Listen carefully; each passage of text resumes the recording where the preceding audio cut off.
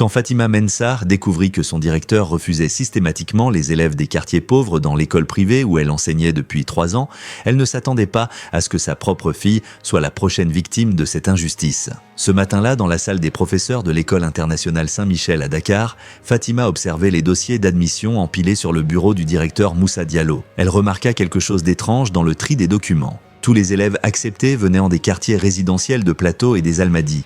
Tous les refusés venaient de Pikine et de Guédiawaye. « Madame Fatima ?» appela une petite voix derrière elle. Elle se retourna. Aminata Fofana, sa propre fille de 7 ans, se tenait dans l'embrasure de la porte, son uniforme bleu marine impeccable, ses tresses soigneusement arrangées. « Maman, pourquoi Madame Aïssatou pleurait dans le bureau du directeur ?» Fatima sentit son cœur se serrer. Aïssatou Camara était une femme de ménage qui travaillait de nuit dans l'école pour payer les frais de scolarité de son fils Ibrahima. Un garçon brillant de 8 ans, toujours premier de sa classe. « Va jouer dans la cour, ma chérie, maman arrive. » Mais Aminata ne bougea pas. Ses grands yeux noirs fixèrent le sol. « Maman, Ibrahima m'a dit qu'il ne reviendrait plus à l'école.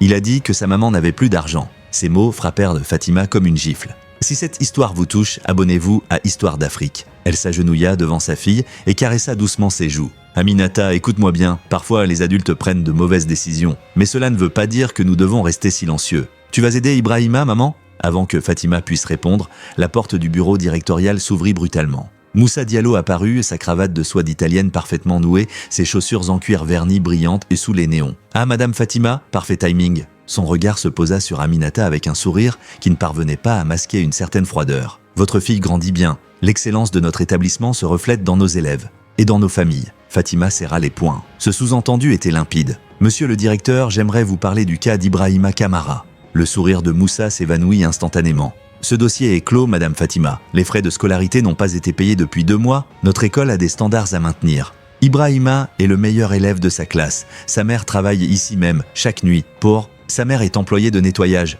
coupa Moussa d'un ton sec. « Ce qui ne change rien à nos politiques financières. » Fatima sentit la colère monter en elle. Mais elle remarqua quelque chose d'étrange dans les yeux du directeur, une lueur de... peur. « Monsieur Diallo, peut-être pourrions-nous discuter d'un arrangement ?»« Il n'y aura aucun arrangement !» explosa-t-il soudainement. Sa véhémence était disproportionnée. Fatima comprit qu'il y avait autre chose derrière ce refus catégorique. Aminata tira sur la manche de sa mère. « Maman, pourquoi monsieur le directeur crie? Toi tu nous apprends qu'il ne faut jamais crier. » Moussa Diallo rougit violemment. Il se pencha vers Aminata avec un sourire forcé. « Excuse-moi, petite princesse, Papa Moussa était juste fatigué. »« Papa Moussa ?» Fatima fronça les sourcils. Depuis quand le directeur demandait-il aux enfants de l'appeler ainsi? « Aminata, va dans ma classe, je te rejoins dans 5 minutes. » Sa fille hocha la tête et s'éloigna en courant. Mais elle s'arrêta près de la porte et se retourna. « Monsieur Diallo, est-ce que vous allez aussi renvoyer maman de l'école ?» Le silence qui suivit était assourdissant. Moussa Diallo fixa Fatima avec une expression indéchiffrable. « Votre fille pose d'excellentes questions, Madame Fatima. Peut-être devriez-vous lui apprendre à ne pas se mêler des affaires des adultes. » Cette menace à peine voilée fit trembler Fatima de rage. Mais elle garda son calme. « Ma fille apprend à poser les bonnes questions, monsieur le directeur. C'est ce que nous enseigne l'éducation. » « L'éducation ?» répéta Moussa en jouant avec sa montre Rolex. « Parlons donc d'éducation, Madame Fatima. Savez-vous combien coûte le maintien des standards de cette école ?» Il sortit un dossier de son tiroir et l'ouvrit devant elle. « Regardez ces chiffres, nos frais de fonctionnement, nos salaires, nos équipements. Croyez-vous qu'une femme de ménage puisse contribuer à ce niveau d'excellence ?» Fatima jeta un coup d'œil aux documents. Quelque chose la frappa immédiatement. « Ces montants, ils semblent élevés. »« Excellence coûte cher », répliqua Moussa en refermant rapidement le dossier. Mais Fatima avait eu le temps de voir, les chiffres ne correspondaient pas. Les salaires des professeurs étaient sous-évalués de moitié par rapport à la réalité. Où allait la différence? « Monsieur le directeur, j'aimerais examiner ce budget de plus près. »« Ce budget ne vous concerne pas, aboya-t-il. Votre rôle est d'enseigner, pas d'auditer nos comptes. » Sa réaction confirma les soupçons de Fatima. Il cachait quelque chose. « Bien sûr, monsieur le directeur. Puis-je au moins demander un délai de paiement pour Ibrahima,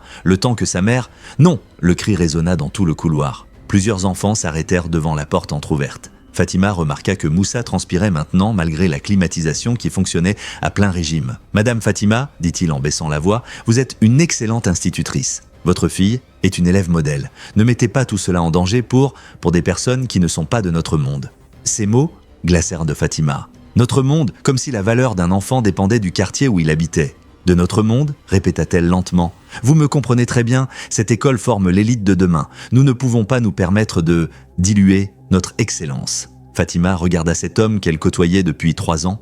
Elle venait de découvrir son vrai visage. Et si je refuse cette philosophie, Moussa Diallo esquissa un sourire froid. Alors vous devrez réfléchir aux conséquences, pour vous et pour Aminata. Cette menace directe envers sa fille fit exploser toute la retenue de Fatima. Vous osez menacer ma fille ? Je ne menace personne, répondit-il calmement. Je rappelle simplement que les places dans notre école sont limitées, même pour les familles des employés. Fatima comprit. Si elle s'opposait à sa politique discriminatoire, il pourrait non seulement la licencier, mais aussi exclure Aminata. Je vois, parfait. Alors nous nous comprenons. L'affaire Camara est close et j'espère que vous saurez transmettre nos valeurs d'excellence à vos élèves. Fatima serra les dents. Elle hocha la tête et sortit du bureau, le cœur battant. Dans le couloir, elle croisa Aïssatou Camara qui nettoyait le sol, les yeux rouges de larmes. « Madame Fatima » murmura-t-elle, « ils ont dit que mon Ibrahima… »« Je sais, Aïssatou, je sais. » Fatima s'agenouilla près d'elle et prit ses mains rugueuses dans les siennes. « Écoute-moi bien, cette injustice ne va pas rester sans réponse. »« Mais madame, vous allez perdre votre travail. »« Peut-être, mais je ne peux pas regarder un enfant brillant perdre son avenir à cause de l'argent. » Aïssatou éclata en sanglots. Ibrahima pose tellement de questions à la maison, il veut devenir docteur, il dit qu'il veut soigner les gens pauvres de notre quartier. Et maintenant, ces mots brisèrent le cœur de Fatima. Votre soutien aide Histoire d'Afrique à préserver nos récits. Aïssatou, ton fils sera docteur, je te le promets. Comment, madame, comment ? Fatima regarda autour d'elle. L'école était vide, les cours n'ayant pas encore commencé. Elle prit une décision qui allait changer le cours de sa vie. Viens avec moi dans ma classe, nous allons trouver une solution. Elles entrèrent dans la salle de classe de Fatima. Les petites tables et chaises colorées créaient une atmosphère chaleureuse, si différente de la froideur du bureau directorial. « Aïssatou, dis-moi tout ce que tu sais sur les finances de cette école. »« Madame, en nettoyant les bureaux, tu entends forcément des conversations, tu vois des documents. » Aïssatou hésita. « Je ne veux pas avoir d'ennui, madame. Tu n'en auras pas, je te le promets. Mais j'ai besoin de savoir la vérité. » Aïssatou prit une profonde inspiration.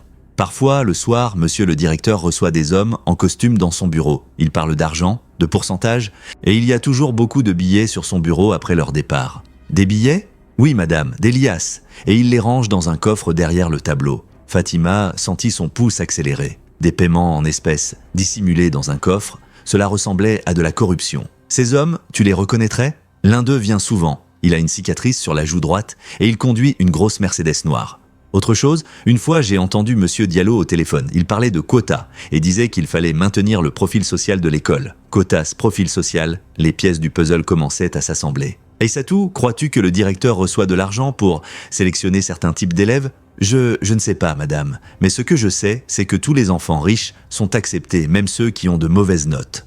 Et les enfants pauvres, même ceux qui sont excellents, sont refusés. Fatima se leva et marcha vers la fenêtre. Au loin, elle pouvait voir les bidonvilles de Pikine, où vivaient Aïssatou et Ibrahima. « Madame Fatima, dit doucement Aïssatou, si vous faites quelque chose, monsieur le directeur va se venger, sur vous et sur Aminata. » C'était exactement la même crainte qui rongeait Fatima. Comment protéger sa propre fille tout en défendant la justice ? « Aïssatou, as-tu de la famille ? Quelqu'un qui pourrait accueillir Ibrahima dans une autre école ?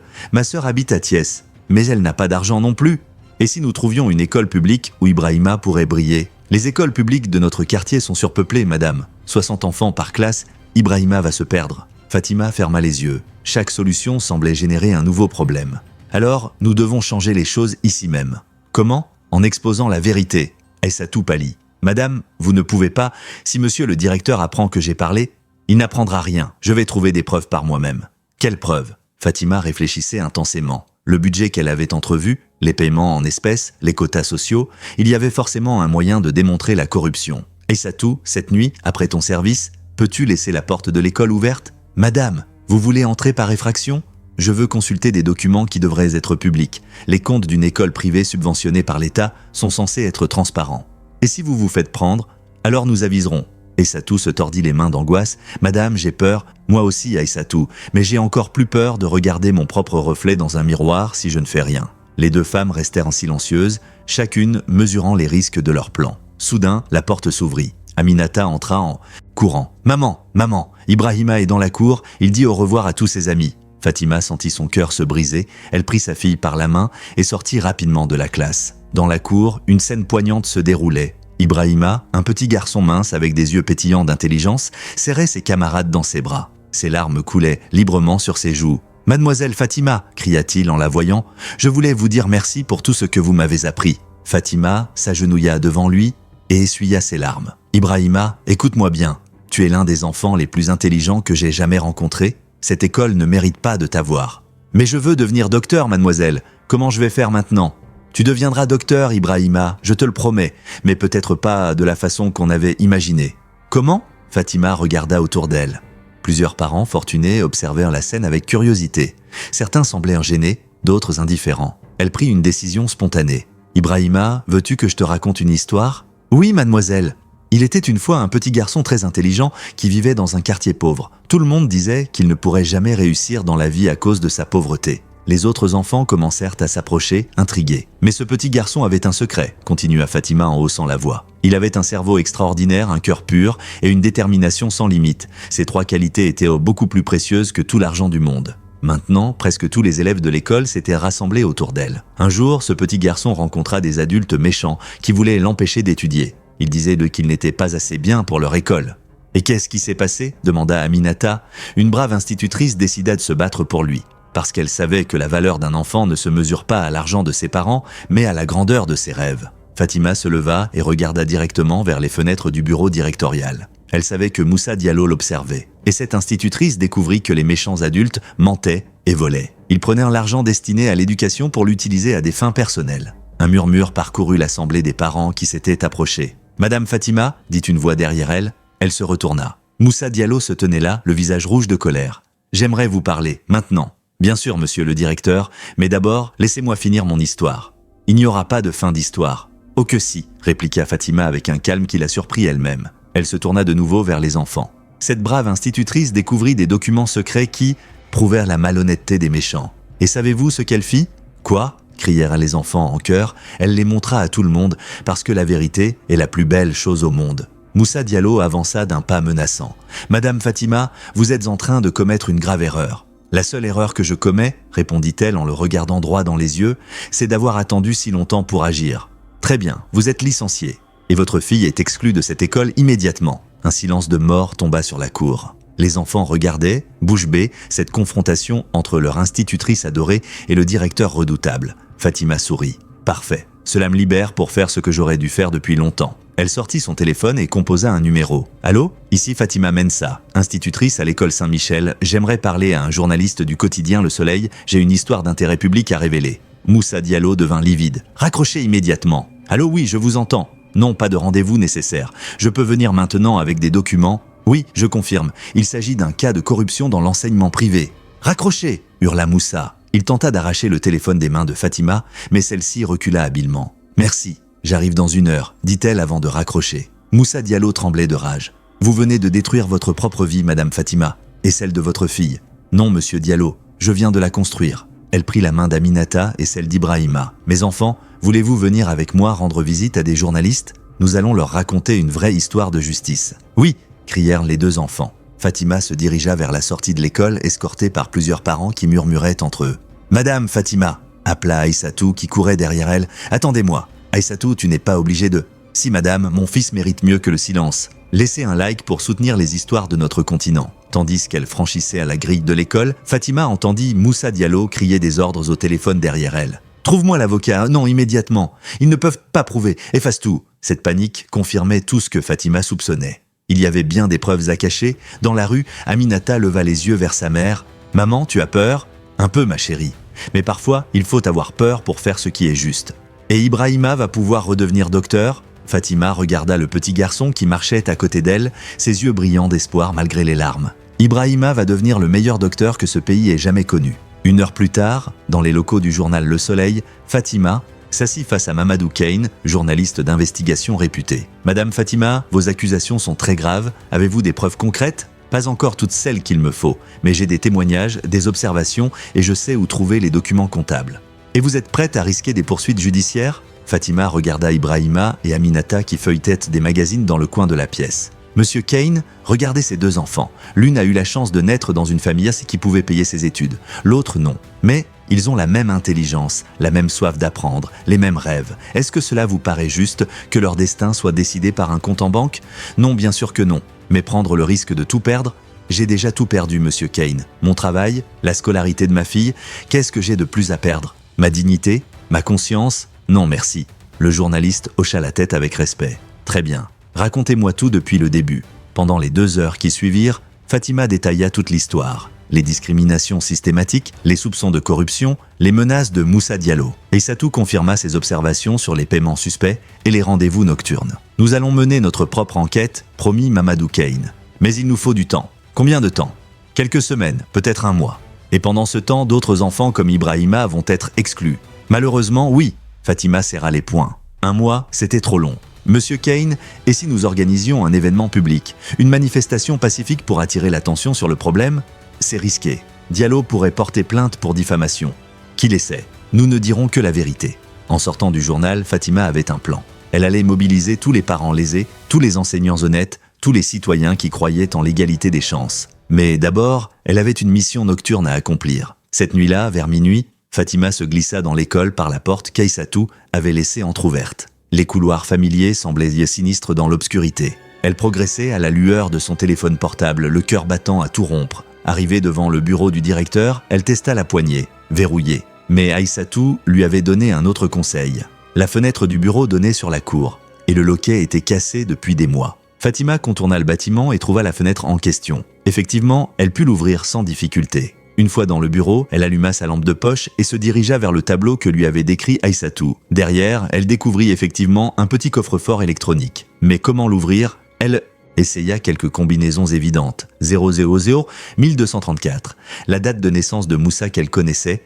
Rien. Puis, elle se souvint d'un détail. Le jour de son embauche, 3 ans plus tôt, Moussa avait mentionné que sa fille était née le même jour que l'indépendance du Sénégal. Elle tapa 0460. Le coffre s'ouvrit avec un petit déclic. À l'intérieur, elle découvrit exactement ce qu'elle espérait. Des liasses de billets, mais surtout des documents, des contrats avec une société de construction, des reçus de paiement en espèces, et surtout une liste dactylographiée intitulée « Quotas sociaux, instructions pour maintenir le profil élitiste ». Cette liste détaillait précisément comment refuser les candidatures des familles modestes, même quand les enfants étaient excellents. Fatima photographia tous les documents avec son téléphone en prenant soin de capturer chaque détail. Puis elle remarqua autre chose, un carnet personnel de Moussa, ouvert à une page récente. Elle s'approcha et lut « Paiement l'Africaine Construction, 2 millions CFA. Commission sur nouveau bâtiment. Père refuse toujours inscription enfant quartier pauvre. Élite doit rester élite. » C'était écrit de la main même de Moussa Diallo. L'aveu complet de sa corruption. Fatima photographia cette page également.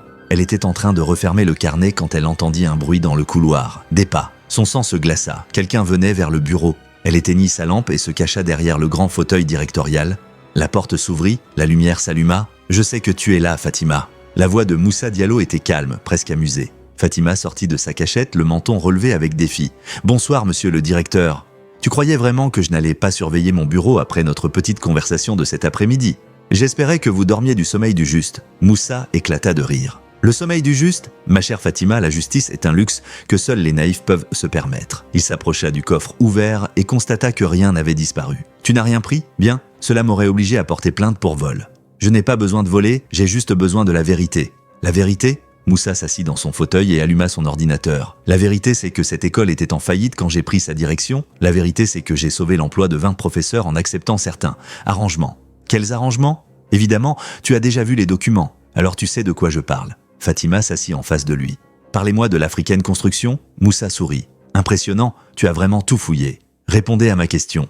L'Africaine Construction construit de nouveaux bâtiments pour des écoles privées. En échange de l'attribution des marchés, il subventionne notre fonctionnement. Il vous perd des pots de vin, vous voulez dire. Appelle ça comme tu veux. Le résultat, c'est que notre école a les meilleurs équipements de Dakar. Et le prix à payer, c'est l'exclusion des enfants pauvres. Le prix à payer, c'est la sélection par le mérite et par la capacité financière. Les deux vont souvent ensemble, tu sais. Fatima le regarda avec dégoût. Ibrahima Kamara a de meilleures notes que la moitié de nos élèves. Ibrahima Kamara n'a pas les moyens de nos élèves. Et plus important encore, sa famille n'a pas les connexions de nos élèves. Les connexions ? Ma chère Fatima, cette école ne forme pas seulement des enfants instruits. Elle forme des réseaux. Nos anciens élèves deviennent ministres, directeurs de banque, ambassadeurs. Ils s'entraident, ils se recommandent, ils construisent ensemble l'avenir du Sénégal. Un avenir réservé aux riches, un avenir réservé aux compétents. Et la richesse est souvent un signe de compétence. Fatima sentit la nausée monter en elle. Vous êtes vraiment en train de me dire qu'Aïssatou Kamara n'est pas compétente, cette femme qui travaille 16 heures par jour pour offrir un avenir à son fils ? Aïssatou Kamara est courageuse, j'en conviens. Mais courage ne signifie pas compétence, et compétence ne signifie pas appartenance à l'élite. Et vous, monsieur Diallo, à quelle élite appartenez-vous ? À celle des corrompus ? Le visage de Moussa se durcit. Attention, Fatima, tu es déjà dans une position délicate, ne l'aggrave pas. Ma position ne peut pas être plus délicate, vous m'avez déjà licencié et exclu ma fille. Justement, parlons de ta fille.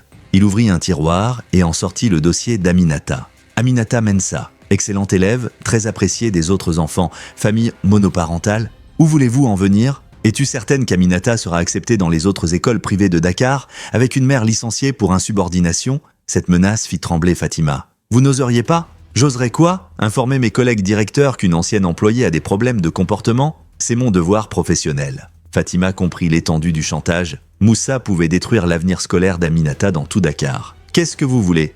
Ton silence, ton départ discret et la destruction de toutes les photos que tu as prises ce soir. Et en échange, je rédigerai une lettre de recommandation élogieuse. Aminata pourra être acceptée dans n'importe quelle école privée. Et toi, tu retrouveras facilement du travail. Fatima ferma les yeux. C'était tentant, si tentant. Mais l'image d'Ibrahima en larmes dans la cour lui revint en mémoire. Et Ibrahima ? Ibrahima n'est pas ton problème ? Si, il l'est devenu. Moussa soupira. Fatima, sois réaliste. Tu ne peux pas sauver tous les enfants. Pauvre du Sénégal, mais tu peux sauver ta propre fille. Et si je refuse votre proposition ? Alors vous vivrez toutes les deux dans la pauvreté et Ibrahima aussi, car je te garantis qu'aucune école privée de Dakar ne l'acceptera après que j'aurai fait passer le mot. Fatima sentit le piège se refermer sur elle. Merci d'être là. Votre présence donne vie à Histoire d'Afrique. Mais soudain, son téléphone vibra. Un message. Elle y jeta un coup d'œil discrètement. C'était Mamadou Kane, le journaliste. Enquête avance vite. 3 autres écoles impliquées. Article publié demain matin. Un sourire lent s'épanouit sur le visage de Fatima. Monsieur Diallo, j'ai une contre-proposition. Laquelle ? Vous allez réintégrer immédiatement Ibrahima Kamara. Vous allez également mettre en place un programme de bourse pour les enfants défavorisés. Et vous allez cesser vos arrangements avec l'Africaine Construction. Moussa éclata de rire. Et pourquoi ferais-je cela ? Parce que dans 6 heures, votre histoire sera en une du journal Le Soleil, avec photo à l'appui. Le rire de Moussa s'éteignit net. Tu bluffes ? Testez-moi. Il la regarda intensément, cherchant le moindre signe d'hésitation. Même si c'est vrai, je nierai tout, et j'ai d'excellents avocats. Vraiment ? Même avec votre propre écriture qui avoue la corruption ? Le visage de Moussa blanchit. Il n'avait pas pensé à son carnet personnel. Tu n'as pas le droit de photographier des documents privés. Dans le cadre d'une enquête sur la corruption dans l'enseignement public subventionné ? Détrompez-vous. Moussa se leva, furieux. Très bien, publions cet article, mais tu couleras avec moi, Fatima, car c'est toi qui as commis l'effraction. Peut-être, mais au moins, justice sera rendue. Et ta fille ? Tu y as pensé, à ta fille ? Fatima prit une profonde inspiration. J'y ai pensé, oui. Et je me suis dit qu'Aminata serait fière d'avoir une mère qui se bat pour la justice, même si cela nous coûte cher. Elle se dirigea vers la fenêtre par laquelle elle était entrée. Bonne nuit, monsieur le directeur, j'espère que vous dormirez bien. Fatima, reviens ici. Mais elle était déjà sortie. En rentrant chez elle, Fatima trouva Aminata endormie sur le canapé, un livre d'histoire ouvert sur ses genoux. Elle s'assit à côté d'elle et caressa doucement ses cheveux. « Ma petite chérie, murmura-t-elle, demain, notre vie va peut-être changer complètement, mais maman a fait ce qu'elle devait faire. » Aminata entr'ouvrit les yeux. « Maman, tu as gagné contre le méchant directeur ? » ?»« Pas encore, ma puce, mais la bataille a commencé. »« Et Ibrahima ? Ibrahima va peut-être pouvoir retourner à l'école ? Et nous ?» Fatima hésita. Comment expliquer à une enfant de 7 ans qu'elle risquait de perdre leur niveau de vie confortable ? « Nous, on va peut-être déménager dans un quartier moins cher. Et maman va peut-être chercher un nouveau travail. » « C'est pas grave, maman. L'important, c'est qu'on soit ensemble. » Ces mots innocents bouleversèrent Fatima. Sa fille était prête à accepter les conséquences de son combat pour la justice. « Tu es une petite fille extraordinaire, Aminata. Comme Ibrahima, comme Ibrahima. » Le lendemain matin, Fatima fut réveillée par son téléphone qui n'arrêtait pas de sonner. Le premier appel venait de Mamadou Kane. « Fatima, l'article est publié et il fait sensation. Tous les médias du pays en parlent. » Et la réaction de Moussa Diallo ? Il nie tout. Mais nous avons publié les photos de son carnet personnel, c'est accablant. Quelles sont les suites ? Le ministre de l'Éducation a ordonné une enquête immédiate, et il y a déjà une manifestation de parents devant l'école. Fatima raccrocha et alluma la télévision. Sur toutes les chaînes, l'affaire était le sujet principal. On voyait des images de l'école Saint-Michel entourée de parents en colère, brandissant des pancartes « Justice pour tous les enfants ». Halte à la discrimination scolaire. Cette mobilisation citoyenne prouvait que l'injustice ne pouvait triompher face à la vérité. Merci de soutenir ces histoires qui donnent espoir à Histoire d'Afrique. Le téléphone sonna de nouveau. Madame Fatima, ici Aïssatou, vous avez vu les informations ? Oui, Aïssatou, ça y est, c'est parti. Madame, j'ai peur, monsieur Diallo peut me licencier maintenant. Non, Aïssatou, avec toute cette médiatisation, il n'osera plus rien faire contre nous. Et Ibrahima, j'ai confiance, les choses vont changer. L'après-midi même, Fatima reçut un appel inattendu. Madame Mensa, ici le cabinet du ministre de l'Éducation. Monsieur le ministre souhaiterait vous rencontrer cet après-midi. 1 heure plus tard, Fatima se trouvait dans les bureaux du ministère face à Amadou Seck, ministre de l'Éducation nationale. Madame Mensa, votre courage force l'admiration. Grâce à vous, nous découvrons l'ampleur d'un problème que nous soupçonnions sans pouvoir le prouver. Monsieur le ministre, je n'ai fait que mon devoir de citoyenne. Votre devoir? Vous avez risqué votre carrière, l'avenir de votre fille, c'est bien plus que du devoir. Qu'allez-vous faire concernant l'école Saint-Michel? Moussa Diallo a été suspendu de ses fonctions ce matin. Une administration provisoire va reprendre l'école et nous mettons en place immédiatement un système de bourse au mérite pour les enfants défavorisés. Et Ibrahima Kamara? Il sera réintégré dès demain avec une bourse complète jusqu'à la fin de ses études secondaires. Fatima sentit les larmes lui monter aux yeux. Merci, monsieur le ministre. C'est moi qui vous remercie, mais j'ai une proposition à vous faire.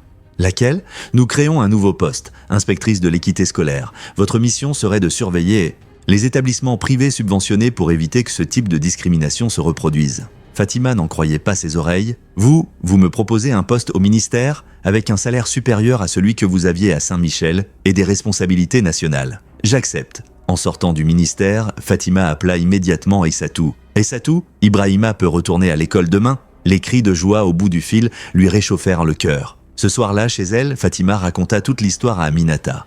Alors maman, tu es devenue une héroïne? Non, ma chérie. Maman a juste fait ce qui était juste. Et maintenant, on va pouvoir rester dans notre maison? Oui, et même mieux qu'avant. Et Ibrahima va redevenir notre ami? Pour toujours. Maman? Oui, je suis fier de toi. Ces mots simples furent la plus belle récompense que Fatima pouvait recevoir. 3 mois plus tard, Fatima Mensa était installée dans son nouveau bureau au ministère de l'Éducation. Sur son mur, elle avait accroché une photo d'Ibrahima en blouse d'écolier, souriant devant l'école Saint-Michel. Ce garçon était maintenant en premier de sa classe. Il parlait toujours de devenir médecin. Et grâce au nouveau système de bourse mis en place, 50 autres enfants défavorisés avaient pu intégrer des écoles privées de qualité. Moussa Diallo avait été condamné pour corruption et détournement de fonds. L'école Saint-Michel, sous sa nouvelle direction, était devenue un modèle d'équité sociale. Un jour, Fatima reçut la visite d'Aïssatou et d'Ibrahima dans son bureau. « Madame Fatima, dit le petit garçon, quand je serai docteur, je soignerai tous les enfants gratuitement, riches et pauvres. Je sais que tu le feras, Ibrahima. Et vous savez quoi ? Je vais ouvrir un hôpital qui s'appellera Docteur Fatima. Pourquoi pas Docteur Ibrahima? Parce que c'est vous qui m'avez sauvé. » Fatima sourit. « Non, mon petit, c'est toi qui nous as tous sauvés, en nous rappelant que la justice vaut tous les sacrifices. » En regardant ce petit garçon aux yeux pétillants d'intelligence, Fatima sut qu'elle avait fait le bon choix. Car parfois, il suffit d'un seul acte de courage pour changer le monde. Même si c'est un tout petit monde, celui d'un enfant qui rêve de devenir médecin. Pour ne pas manquer nos prochains récits, abonnez-vous maintenant à Histoire d'Afrique.